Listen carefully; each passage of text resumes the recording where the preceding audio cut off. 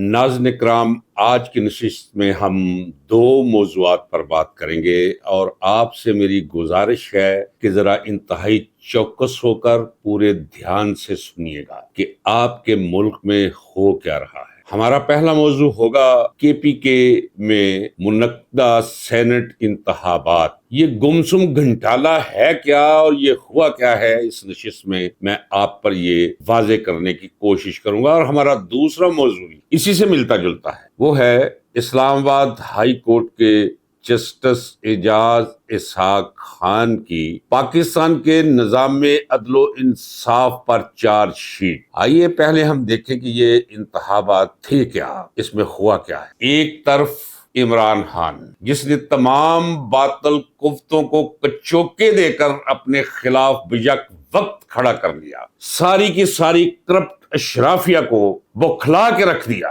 جس کے نتیجے میں بغیر کسی مقدمے اور بغیر کسی جرم کے، یہ میں بخشیت وکیل کہہ رہا ہوں ناظرین اکرام، اور علی وجہ العلم کہہ رہا کہ بغیر کسی مقدمے کے اسے گزشتہ 2 سال سے جیل میں رکھا ہوا ہے، اور جیل میں جو اس کی حالت ہے، مجھے چونکہ وہاں سے خبر ملتی رہتی ہے، دیکھیے نا میں کتنے تیقن کے ساتھ کہتا ہوں کہ مجھے وہاں سے خبر ملتی رہتی ہے، کوئی بھی روک کے دیکھ لے، مجھ تک پہنچنے کا سلسلہ خبر کا ختم نہیں ہو سکتا، چونکہ میں نے بھی جوانی کے 12 سال جیلوں میں گزار کر کوئی 6 پی ایچ ڈیز کر رکھی، اس پوری سائنس کو سمجھتا کہ خبر کیسے لیک ہوتی ہے، خبر کیسے باہر پہنچائی جاتی ہے، اور باہر بیٹھ کر اندر سے خبر کیسے لی جاتی ہے۔ مسلسل میں آپ کو بتاتا چلا رہا ہوں کہ جو سلوک عمران خان کے ساتھ ہو رہا ہے، اگر کسی اور کے ساتھ ہوتا تو 1 دفعہ نہیں 70 دفعہ ہاتھوں اور پیروں کے انگوٹھے لگا کر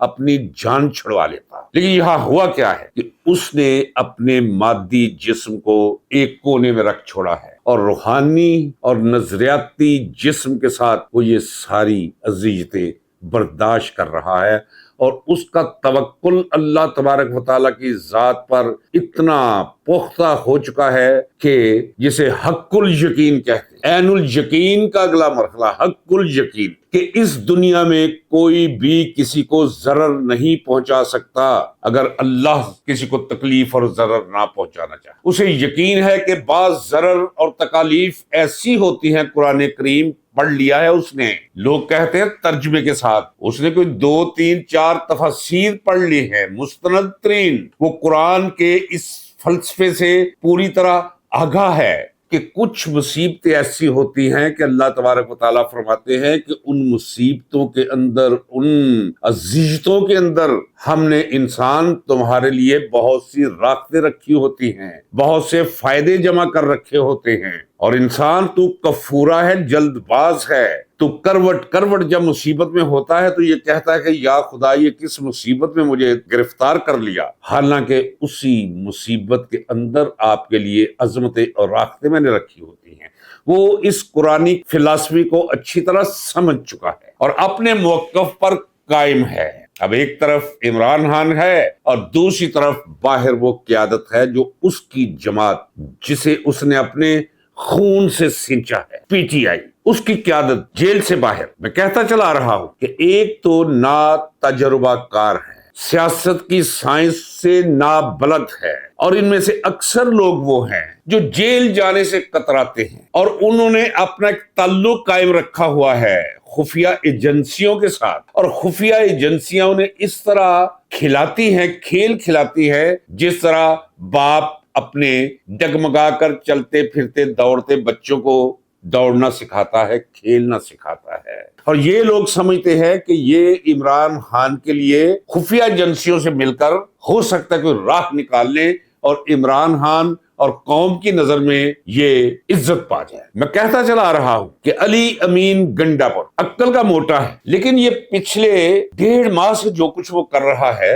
وہ بالکل اس پوسچر کے خلاف ہے، کنٹراڈکٹری ہے جو عمران خان کا پوسچر ہے۔ اصول پرستی. حامد بھی ٹھیک کہتا ہے. جب اس سے کوئی لوگ پوچھتے ہیں کہ عمران خان رہا کب ہوگا, وہ ایک ہی جواب دیتا ہے مبہم سا کہ عمران خان کی رہائی اس کے اپنے ہاتھ میں, جب چاہے گا رہا ہو جائے گا. اس کا مطلب یہ ہے کہ صرف ایک ہی راستہ ہے کہ عمران خان بیعت کر لے, ڈیل کر لے تو کل باہر آ جائے, جو اس نے کبھی نہیں کرنا. اور دوسری طرف یہ سینٹ کے الیکشنز کی طرف آئیے. یہ تمہید میں نے اس لیے باندھی ہے کہ آپ پر وہ فرق واضح ہو پائے جو فرق میں آپ کو دکھانا چاہتا ہوں. مولوی فضل الرحمان ہمارے ساتھ یہ جیل میں رہا ہے, ہری پور جیل میں کوئی آیا تھا کوئی مہینے کے لیے. اب کیا میں آپ کو اس کے بارے میں بتاؤں کہ وقت کے ساتھ ساتھ بندہ اداکاری ایسی کرتا ہے, اسے ماحول ایسا مل جاتا ہے کہ وہ دیکھتے دیکھتے فضل الرحمان بن جاتا ہے, اقتدار میں آتا جاتا ہے, لوگوں کو اکٹھا کر دیتا ہے, مدرسے کے بچوں کو ایک فورس اور نیو سینس اپنی ویلیو اور حیثیت بنا لیتا ہے, پھر ایجنسیوں کے ہاتھوں میں کھیلتا ہے. لیکن وہ ہے کیا,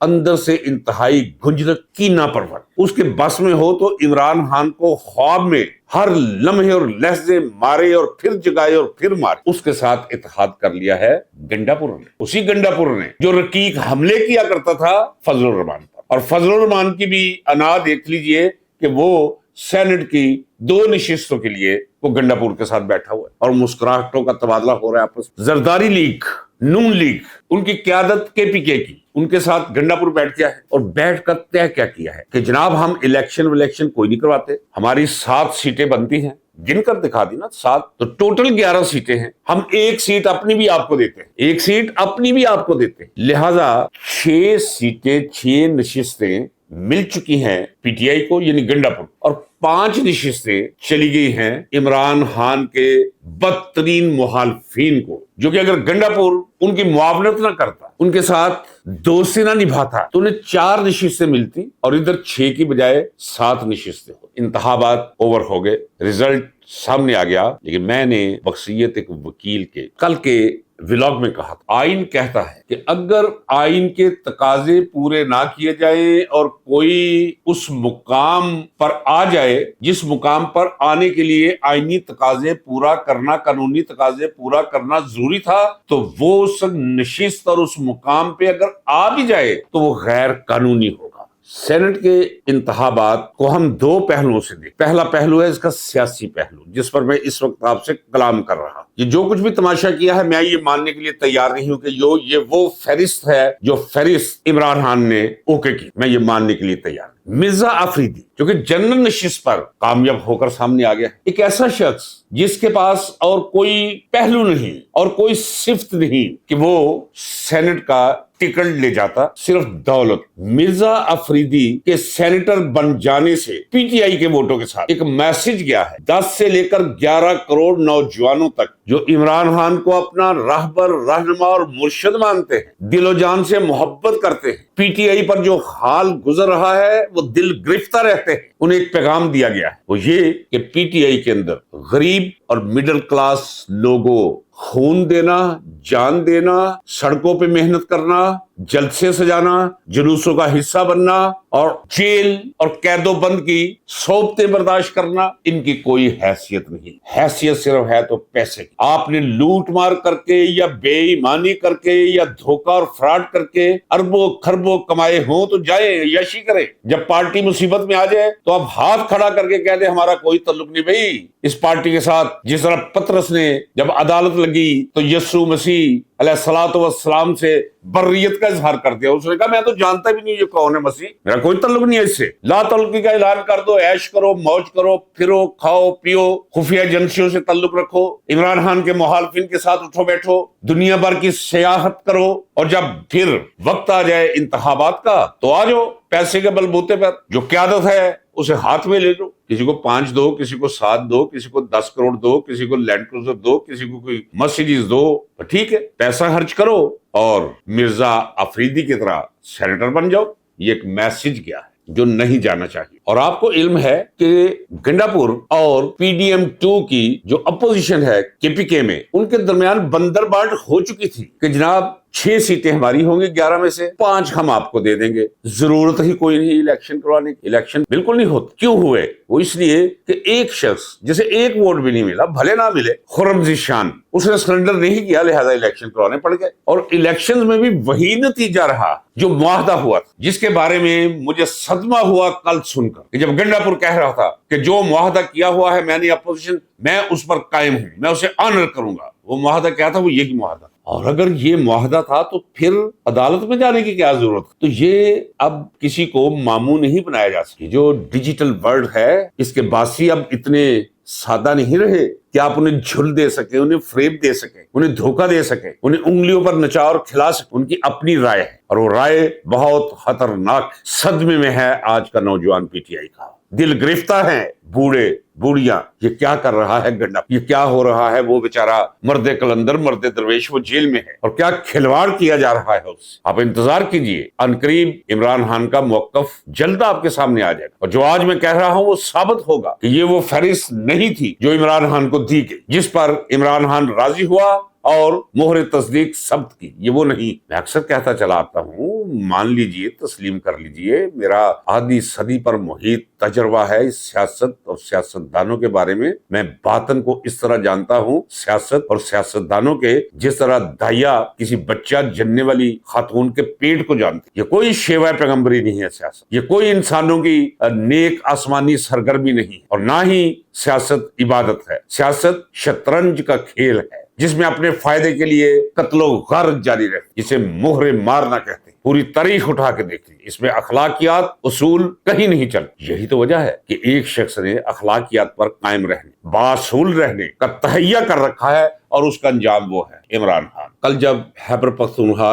असेंबली का अजलास हुआ तो तयशुदा था। गंडापुर ने खुद कहा कि मैंने खुद कोरम पूरा नहीं होने दिया। जरा गौर कीजिए, जब वक्त आया मखसूस नशिस्तों पर कामयाब होने वालों से खल्फ लेने का, यानी मखसूस नशिस्तें जो पीटीआई की थी, जो छीन कर खैरात की तरह तकसीम कर दी गई, मौलवी फजलुर रहमान में, आसफ जरदारी, नून लीग, हल्फ ना हो सका। वजह कि कोरम पूरा नहीं। क्या था? जरा अंडरलाइन कीजिए, कोरम पूरा नहीं था। इतवार का दिन था, फौरी तौर पर इलेक्शन कमीशन भागा इतवार के दिन पेशावर हाई कोर्ट के चीफ जस्टिस के पास दरख्वास्त दी कि जनाब हम हल्फ लेना चाहते हैं, लेकिन वो हल्फ नहीं ले रहे। और उस चीफ जस्टिस ने, वो चीफ जस्टिस के बारे में कह चुका हूं, जब वो वकील था, इंतहाई थर्ड क्लास वकील, लोगों की जेबें मारने में उसे मलका हासिल, झूठ बोलकर फीस लेना और जजेस के साथ मिलकर वकालत करना, ये उसका करियर रहा। इतना घटिया शख्स और वो चीफ जस्टिस है। ये आसमानी सजाएं हैं आपके लिए और मेरे लिए नाज़रीन इकराम। पहले सजाएं आसमानों से आया करती थी, आंधियां चला करती थी, पता नहीं जुएं पड़ जाया करती थी लोगों को, जलजले आया करते थे, ऊपर नीचे नीचे ऊपर हो जाया करते थे।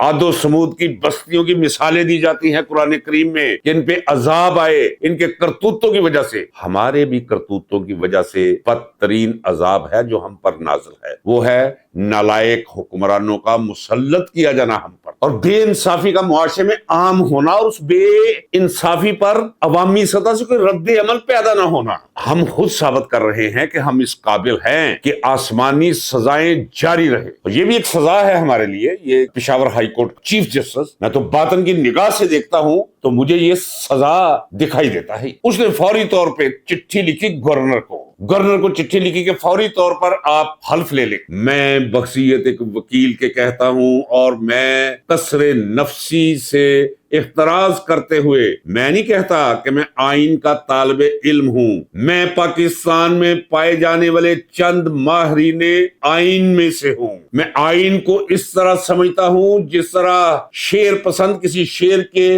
मफहूम को समझता है, या कोई मुफस्सर किसी कुरानी आयत से मंशाए रब्बानी तक रसाई हासिल कर लेता है। मैं इस तरह आइन को समझता हूं। आइन की रूह से जो कुछ भी चीफ जस्टिस ने मुरासला लिखा, हुक्म जारी किया या एडवाइस जारी की गवर्नर को कि आप हल्फ ले ली, इससे वो गैर आईनी है। अब जरा आइए नाज़रीन इकराम, ये 3 ज़हीम जदूल हैं 1973 के आइन की, पूरे तज्जिया के साथ, पूरे तशरीफ के साथ, पूरे दलाइल के साथ, तशरीहात के साथ, तौजीहात के साथ और रेफरेंस केसेस के साथ। ये मैंने 3 जिल्दें आपको किस लिए दिखाई है? इसलिए कि नाज़रीन इकराम एक चीज आप अपने ज़हन में रखिएगा, जब कोई शख्स MBBS कर लेता है, तो क्या कभी ऐसा हुआ है या किसी ने ऐसा करने की जुर्रत और जसारत और गलती और हमाकत की है कि आप जनरल फिजिशियन के पास जाएं और उसे बताएं कि मेरे दिमाग में दर्द होता है, और वो आपकी खोपड़ी दो करके और वहां से क्लॉट निकाल के बाहर? नहीं, ये ब्रेन सर्जन का काम। क्या ऐसे हुआ है कि आप किसी गुर्दे के माहिर के पास जाएं और उसे कहें जी मेरे दिल में तकलीफ है, और वो बाजार से स्टंट मंगवा के आपको स्टंट डाले? ऐसी हमाकत कर सकता है? वो नहीं कर सकता, चूंकि मेडिकल साइंस के अंदर भी दर्जनों शाहे। इसी तरह वो शख्स जो एक FIR पे कि गोली कहां से चली, करीब से आई, रंग कैसा है, जब गोली दाखिल हुई तो रंग कैसा है, जब पीछे से निकली तो रंग कैसा है, अंदर रहेगी तो फिर क्या, ये सारी प्रैक्टिस है एक मुहर्रर की लिखी हुई FIR, एक सिपाही की लिखी हुई FIR, उस पे सारी वकालत है फौजदारी। आज मुझे हंसी भी आई और सदमा भी हुआ कि सफेद बाल छोटे भाइयों की तरह है। आजम नजीर तारड़, अच्छा उसके सफेद बाल हैं, वजीर कानून है। अगर किसी यूरोपीय मुल्क का ये वजीर कानून होता तो जो स्टेटमेंट आज इसने दी है, मैं दावे के साथ कहता हूं कि इसकी वजारत छीन के से घर भेज दिया जाता। ओ भाई, तुझे नहीं पता आइन क्या है? तू FIR का वकील है बस, और वो भी जजों के साथ मिलकर तूने वकालत की है सारी जिंदगी। एक जज साहब मेरा क्लास फेलो था, वो उससे बात हुई तो मैंने कहा ये आजम नजीर तारड़ की वकालत, कहंदा छड्डो जी की कर दे पे। वो कहंदा एक बार मेरे को आ गया जी, मैं दुबईयों गया, हा है ਤੁਹਾਡੇ ਵਾਸਤੇ सूट ले ਹੁੰਦੇ, तो मैं कहता मैं और मुंह वेख रहा सा कि मैं तेनू सूट केड़ा किया। ये है उसकी वकालत FIR पे, और तरीकाकार वो पपट्स वाला, दलालों वाला। और वो तो जाहिर है ये शरीफ खानदान, वो जब मुसीबतों में फंसे तो ये उनकी वकालत करता रहा। उन्होंने कहा यार सफेद बाल है, बड़ा अक्लमंद होगा, वो ले गए, सेनेटर बना दिया और वजीर कानून बना दिया। और आज जो उसने बोंगी मारी है आइन के बारे में, जब उससे पूछा गया कि गंडापुर वो तो चले गए हैं अदालत में कि चीफ जस्टिस ने जो गवर्नर को कहा कि हल्फ ले, और गवर्नर ने हल्फ ले लिया, ये गैर कानूनी और गैर आईनी है। अच्छा, बगैर आइन पढ़े सिर्फ उसे अखबार में उसने पढ़ लिया होगा कि आर्टिकल 255 रिलेटेड है इससे, या आर्टिकल 255 में इसका कुलिया कायदा बयान किया गया है, कहीं सुन लिया होगा, और उसे पता नहीं है कि 255 है क्या आर्टिकल आइन का। तो जवाब क्या दिया? नहीं, जो कुछ भी किया है वो जो 25 लोगों से लिया था, गवर्नर ने हल्फ लिया था, वो आइन के आर्टिकल 255 के तहत ठीक लिया है। 255 का इसने मुंह भी नहीं देखा, पढ़ना तो बहुत दूर की बात है। ये है नाज़रीन इकराम आर्टिकल 255। मैं चाहूंगा जो वकील नहीं भी वो भी जरा सुन ले, गौर कीजिएगा, और फिर आजम नजीर तारड़ की जहालत पे गौर कीजिएगा, और इस पूरे सिस्टम पे जो जहालत पर खड़ा है, ला इल्मी पे खड़ा है। अच्छा, कुछ लोग ऐसे भी होते हैं कि वो BA कर जाते हैं, लेकिन जहालत की वो तजसीम रहते हैं सारी जिंदगी। ये स्कूल जाना, कॉलेज जाना, और मैट्रिक कर जाना, FA कर जाना, FSC कर जाना, BA BSc कर जाना, मास्टर कर जाना, लेकिन और जहालत एक वस्फ है, जिस तरह गिनायत एक वस्फ है। बाज लोगों को अल्लाह तबारक व तआला ने गले के अंदर मुर्कियां बड़ी अच्छी रखी हो, सांस बड़ा गहरा रखा होता है, आवाज में मिठास और तरन्नुम रखा होता है, तो जब गाते हैं तो एक सहर बांध देते हैं। ये अल्लाह की देन और अल्लाह की इनायत है। इसी तरह जहालत भी पता नहीं क्यों अल्लाह की तकसीम है, और ये शरीफ खानदान सारे का सारा जाहिल। अगर कोई 12 जमातें पढ़े भी है तो कुछ नहीं बिगड़ा इनकी जहालत का। उन्होंने समझा ये आजम नजीर तारड़ सफेद बाल है, बड़ा अच्छा वकील है। Article 255 oath of office Number 1, an oath required to be made by a person under the Constitution shall preferably be made in Urdu or a language that is understood by that person. Article 255 कह रहा है कि वो ओहदा, वो मनसब जिसके लिए हल्फ लेना जरूरी होगा, वो हल्फ लेगा मुजाज शख्स। मुजाज शख्स कौन है? आइन के अंदर लिखा हुआ है स्पीकर सूबाई असेंबली, स्पीकर कौमी असेंबली, ठीक हो गया जी। अब जब हल्फ लेगा तो उर्दू जुबान में लेगा, या उस जुबान में जिस जुबान को हल्फ देने वाला समझता हो। ये तो हो गया आइन का आर्टिकल 255 और उसका हिस्सा 1 नंबर 1। क्या इसमें कोई इशारा ऐसा कि चीफ जस्टिस जो है वो कह सकता है हल्फ लेने का, किसी को इंतजामी हुक्म जारी कर सकता है? इसमें है? इसका जवाब है नहीं। आगे जरा सुन ली। Number 2, where under the constitution N oath is required to be made before a specified person and for any reason it is practicable for the person as may be nominated by that person. अगर वो शख्स जिसने हल्फ लेना है किसी शख्स से, अगर वो हल्फ ना ले सके तो फिर क्या होगा? Where under the constitution a person is required to make an oath before the enters upon an office. जहां ये जरूरी हो कि कोई मनसब पर फाइज होने से पहले किसी का हल्फ उठाना जरूरी हो, चलिए, he shall be deemed to have entered upon the office on the day on which he makes the oath. अच्छा, वो उस मनसब के लिए उसी दिन से तसव्वुर होगा, उस मनसब के लिए अहल जिस दिन वो ओथ उठाएगा, हल्फ उठाएगा। यहां जरा फिर गौर कर लीजिए, हल्फ मुजाज अथॉरिटी आइन में स्पेसिफाइड है। वो कौन है? यहां केपी के असेंबली की मैं बात कर रहा हूं, वहां स्पीकर सूबाई असेंबली। अगर वो किसी वजह से ओथ ना ले तो फिर वो किसी दूसरे शख्स को नॉमिनेट करेगा। कौन करेगा? स्पीकर। और जो शख्स किसी मनसब पर उसका तकर्रुर होने जा रहा है, उस वक्त तक उसका तकर्रुर जायज नहीं होगा जब तक वो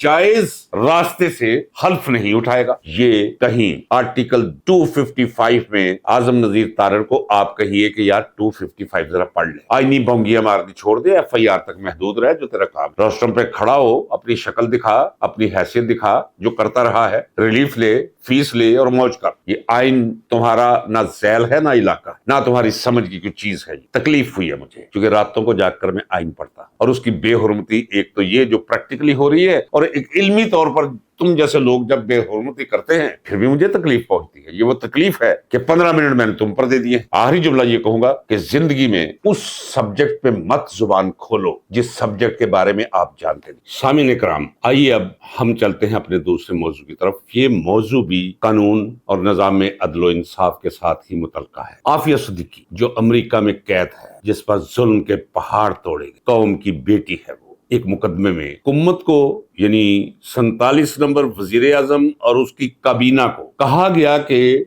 बताएं कि आफिया सिद्दीकी के बारे में हुकूमत क्या कर रही है, इसका जवाब दे 2 हफ्तों के अंदर अंदर, नहीं तो इसे तौहीने अदालत समझा जाएगा और फिर नोटिस सर्व किए जाएंगे तौहीने अदालत के। बजाय इसके कि 47 नंबर वजीर आजम और उसकी काबीना इसका जवाब देती, ये चले गए दरख्वास्त लेकर सुप्रीम कोर्ट, जिस पर आज जस्टिस एजाज इसहाक, पहले तो ये सुनिए कि ये वही जस्टिस एजाज इसहाक है, उनमें शामिल हैं जिन इस्लामाबाद हाई कोर्ट के जजेस ने एक इख्तिजाजी मुरासला लिखा था चीफ जस्टिस ऑफ पाकिस्तान को। चूंकि जवाब नहीं दाखिल किया गया, लिहाजा जस्टिस एजाज इसहाक खान ने 47 नंबर वजीर आजम और उसकी काबीना को तौहीने अदालत का नोटिस दे दिया है। और नोटिस देते हुए कुछ रिमार्क्स दिए हैं। ये रिमार्क्स नहीं, ये एक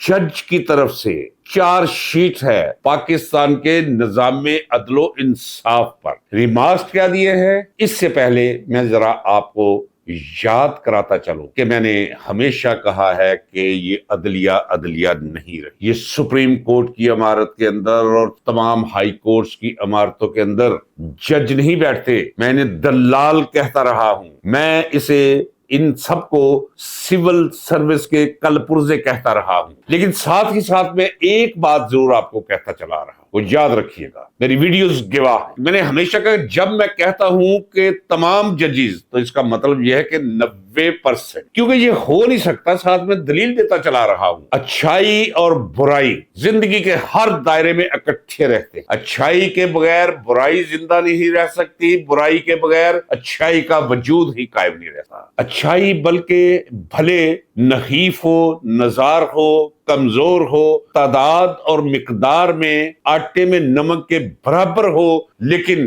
बुराई के साथ साथ अच्छाई पैरेलल साथ चलती है। इसलिए जजेस के बारे में मैं कहता चला रहा हूं कि अच्छे जजेस भी मौजूद। आइए जस्टिस एजाज इसहाक से आपको मिलवाऊं कि उन्होंने क्या कहा है, क्या रिमार्क्स दिए हैं आफिया सिद्दीकी के केस के दौरान। सुनिए जरा, वो कहते हैं, ये रिमार्क्स है, हुकूमत को बता दिया था कि रिपोर्ट पेश ना करने पर توہین عدالت سمجھا جائے گا۔ جواب پیش کرنے کی بجائے حکومت نے الٹا سپریم کورٹ میں درخواست دائر کر پھر کہتے ہیں کہ عدالتی کارروائی روسٹر سے کنٹرول کی گئی۔ بتایا گیا کہ کاز لسٹ تبدیل ہوئے بغیر کاروائی نہیں ہو سکتی۔ کہتے ہیں کہ یہ صورتحال دل دہلا دینے والی اور انتہائی مزاحیہ۔ اپنے ریمارکس میں آگے چل کے وہ کہتے ہیں یہ عجیب مذاق ہے کہ جج انصاف کے لیے عدالت لگانا چاہے تو ہائی کورٹ انتظامیہ اسے چھٹی کے دوران اجازت نہیں دیتی، یعنی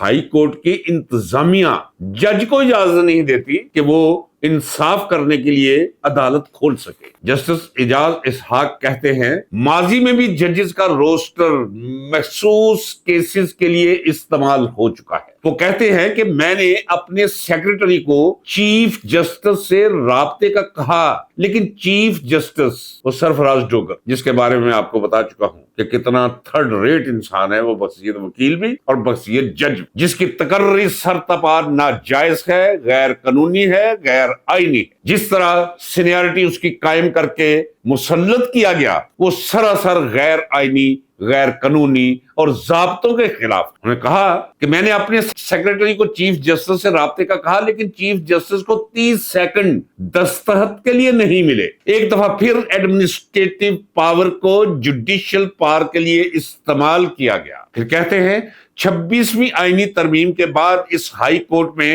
ایمریشن اسکواڈ لایا گیا۔ ہم نے انصاف کے ستونوں پر ایک کے بعد ایک حملہ دیکھا۔ ان حملوں نے انصاف کے نظام کو بار بار زخمی کیا اور اسے تقریباً آخری سانسوں تک پہنچا دیا ہے۔ جسٹس اعجاز اسحاق نے یہ بھی کہا کہ وہ انصاف کو شکست خوردہ نہیں ہونے دیں گے۔ ہائی کورٹ کی عزت قائم رکھنے کے لیے وہ جوڈیشل پاور استعمال کریں گے۔ آپ نے ناظرین کرام سن لیا، یہ غور کیجئے گا، اسے مکرر سنیے گا، دوبارہ سنیے گا کہ حاضر جج اسلام آباد ہائی کورٹ وہ ایک مقدمے کے دوران کیا ریمارکس دے رہا ہے نظام عدل و انصاف پر۔ وہ چیخ چیخ کر کہہ رہا ہے کہ انصاف کا جنازہ اٹھ چکا ہے، ججز کو بھی موقع فراہم نہیں کیا جاتا کہ وہ کسی کو انصاف دے سکیں، انتظامی احکامات جاری کر کے جوڈیشل اختیارات کو دبا دیا جاتا ہے۔ یہ ہے آپ کے ملک کے اندر نظام عدل و انصاف۔ اب آپ کو سمجھ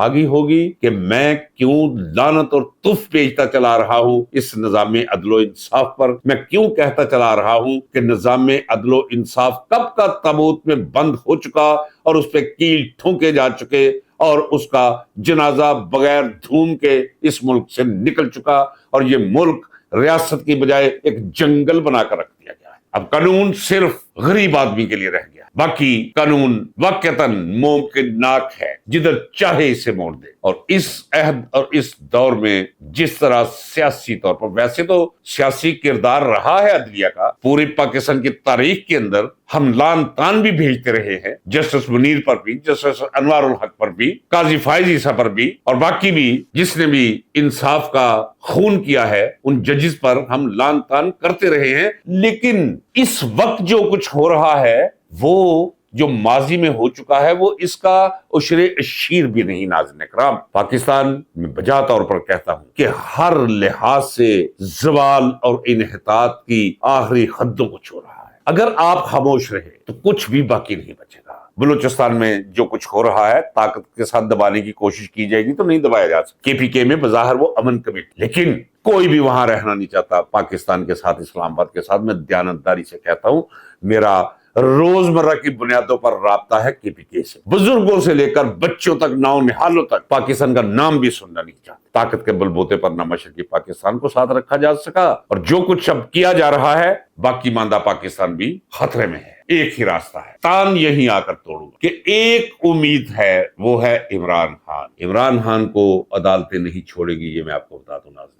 اگر تمام وکلا PTI کے مل کر کہے کہ کل عمران خان آ رہا ہے، آخری مقدمہ رہ گیا ہے، کبھی یقین نہ کیجیے گا۔ یہ FIR ہوتی کیا ہے؟ یہ ایک پینسل 8 روپے کی، اور یہ ایک صفحہ 1 روپے کا، اور یہ ہاتھ ایک منشی محرر کا 3 منٹ کے اندر اسے تیزی سے لکھ کر ایک FIR ہے۔ ان سب میں ضمانت ہو جائے گی۔ کوئی 20 اور ہیں وہ لے آئیں گے۔ 9 مئی کا مقدمہ ان سے بن نہیں پا رہا۔ اب آپ کو علم ہے کہ 21ویں صدی میں یہ سو کالڈ آئینی بینچ جو ہے، لعنت ہے، یہ تمانچہ ہے نظام عدل و انصاف کے چہرے پر، اور چیلنج ہے آپ کو اور مجھے کہ سپریم کورٹ کے اندر ایک علیحدہ ساورن سپریم کورٹ دراصل وہ یہ ہے جو آئینی بینچ، اس نے فیصلہ دے دیا ہے کہ کسی بھی سویلین کا ٹرائل ملٹری کورٹ میں کیا جا سکتا۔ اب آپ کا بھی ٹرائل ہو سکتا ہے، میرا بھی ٹرائل ہو سکتا ہے، کیونکہ سو کالڈ آئینی بینچ نے یہ فیصلہ دے دیا۔ اگر آپ نہ اٹھے یا آپ نہ نکلے تو سارے ججز اگر بغاوت کر گئے کہ نہیں جی عمران خان کے ساتھ زیادتی ہو رہی ہے، فرض کر دیتے ہیں، ضمانتیں لینا شروع کر دی عدالتوں نے، تو یہ کیا کریں گے؟ یہ عمران خان کو ملٹری کورٹ میں لے جائیں۔ ہاں، ایک صورت ہے اللہ کی طاقت اور قوت کے بعد، وہ ہے عوام کی طاقت، آپ کی طاقت، ہلکے خدا کی طاقت۔ نکلیے، صرف آپ نے نکلنا ہے اور یہ سمٹ جائے، نہیں تو پھر باقی کچھ نہیں بچے گا۔ عمران خان نے آواز دی ہے، اس دفعہ ضرور گھروں سے کوئی ضرورت نہیں اسلام آباد آنے اور اپنے آپ کو شکار بنا کر پیش کرنے کی ڈی چوک کے اندر اپنے گلی کوچے محلے چوک چوراہے میں احتجاج کریں اور 5 اگست تک ٹیمپو بلند کرنے کی کوشش کریں۔ وہ پکار رہا ہے مرد درویش مرد کلندر محسن قوم عمران خان، آپ کو اس کی پارٹی اس کی امید نہیں ہے، اسے امیدیں وابستہ ہے عوام کے ساتھ، بالخصوص 9.5 کروڑ نوجوانوں کے ساتھ۔ نکلو نوجوانوں، آپ کا خان آپ کے درمیان ہوگا اور پاکستان کی بچت اور اس کی خوشحالی اور بہتری کے امکانات پیدا ہو جائیں گے، وگرنہ پھر اللہ حافظ، وما علینا الا البلاغ۔ پاکستان پائندہ باد۔